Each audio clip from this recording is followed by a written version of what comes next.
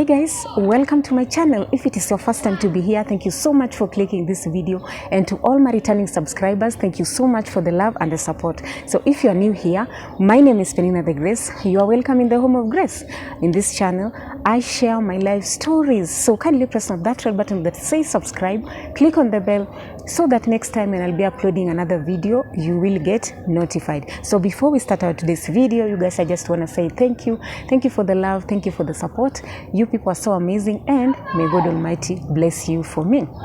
So guys, I want to talk about some of the experience that I went through when I was back at the village. If you watched my previous video, I spoke about like we went back to the village and we really went through a lot. It was not that easy, and here is the video whereby I want to explain some of the things that we went through when we were at the village. So just keep around and keep watching.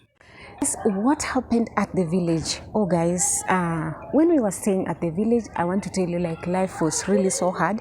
And remember, it was now our first time to stay back there, let me say, at the village. It was our first time.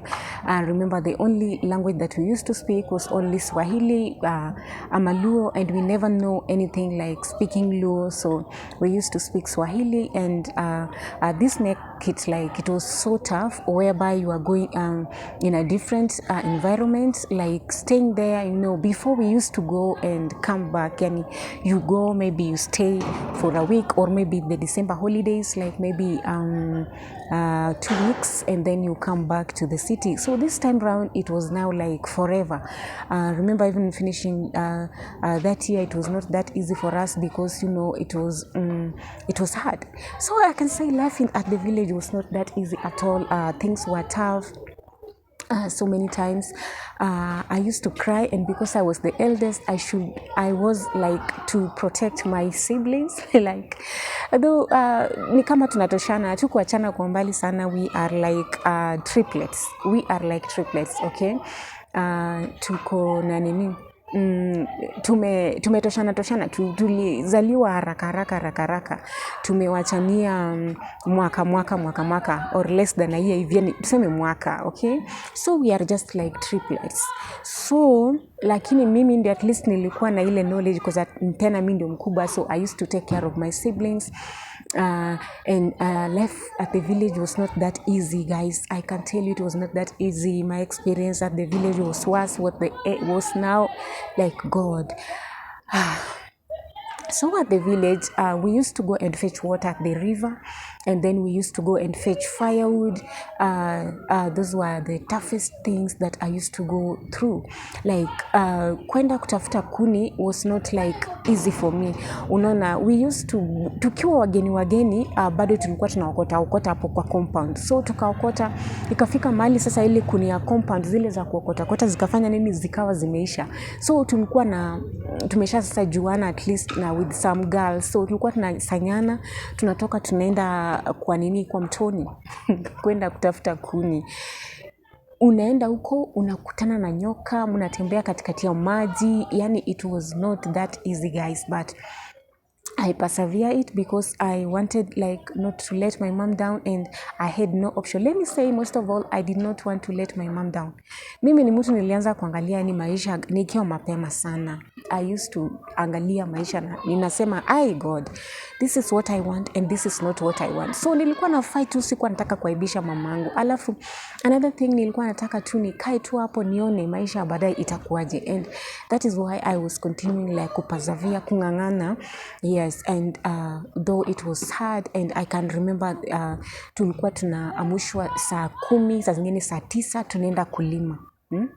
Mimi inamushwa na aunti zangu, na there were some cousins there, na bado tuko wadogo. Sisi si watu wakubwa, sisi ni wadogo, but I can't say ati ndugu yangu na dadangu walikuwa wamewekwa kwa hiyo hali sana. Wao walikuwa nenda wakati wa kupanda mahindi, ndio wanarusha mahindi kwa mashimo, ama wanarusha, saidia kurusha mbolea, vitu kama hiyo. But mimi nilikuwa ninaamushwa mapema. Watu wakiamuka wakienda, ninaamushwa, tunaenda kulima hiyo saa 9 hadi saa 2 asubuhi. Unaona, hizo ni masiku zenye hatuendi shule. Na kama ni masiku za kwenda shule, kitu enye I will never forget, and maybe one day, one time, uncle yangu ataona hii video, or let me say this one now in English. Like one day, one time, maybe my uncle will be able to watch this video when he is still alive.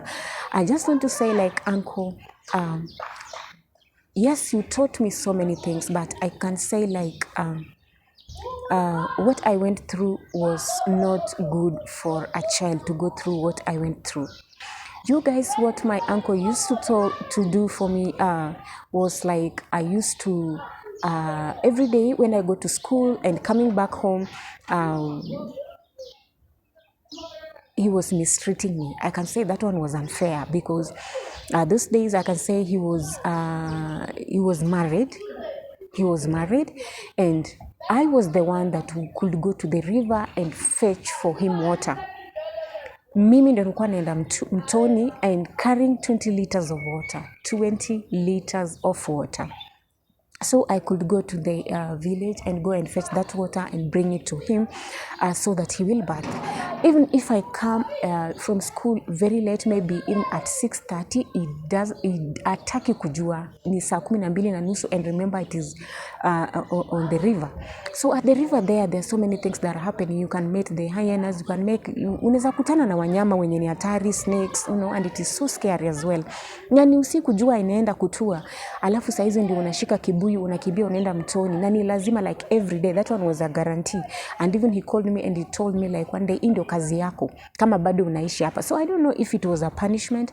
I don't know, maybe if he will watch this, I want him at least to say something. Was it a punishment, or was it the way you decided like to treat me or to teach me how to work? I don't know, because 20 liters 20 liters mtoto mdogo anabeba mwenye hajafikisha 15 years, ubebe 20 liters kwa kichwa.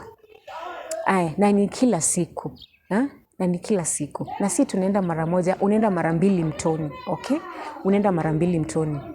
So guys, that is the life that I used to stay in the village, at the village, and it was not that easy. It was hard, and I just want to say, like, God was so faithful. I persevere all those, and even there was a time nilishikwa na upele sana. Nilishikwa na upele, vidonda, vidonda. Ilinishika kwa miguu, kwa mwili. I have marks, like, guys, I always sit back and tell God that, God, all this that I'm seeing, it is because of your grace and your favor. And I thank you for everything, because if I look back what I went through when I was staying at my mom's village because of my uncle, and this same uncle is the one that stole my money when I was saving money to go and buy a piece of land. He was the same uncle that took away my money. He lied. It was like, nitawasaidia, I will help you people to go and find a better land with at a cheap price, which was okay because he was my uncle. I never knew like he would con me. So it happened that he is the same uncle that conned me after mistreating me back at home, kunitesa mateso yote yenye nilipitia pale. Alafu narudi town, ngangana na save pesa napata. Nikisha pata pesa, tena he's the same uncle mwenye ngangana, anafanya nini? Ananitendea mabaya, alafu anachukua pesa zangu hadi wa leo hajawahi rudisha. So guys, I don't know.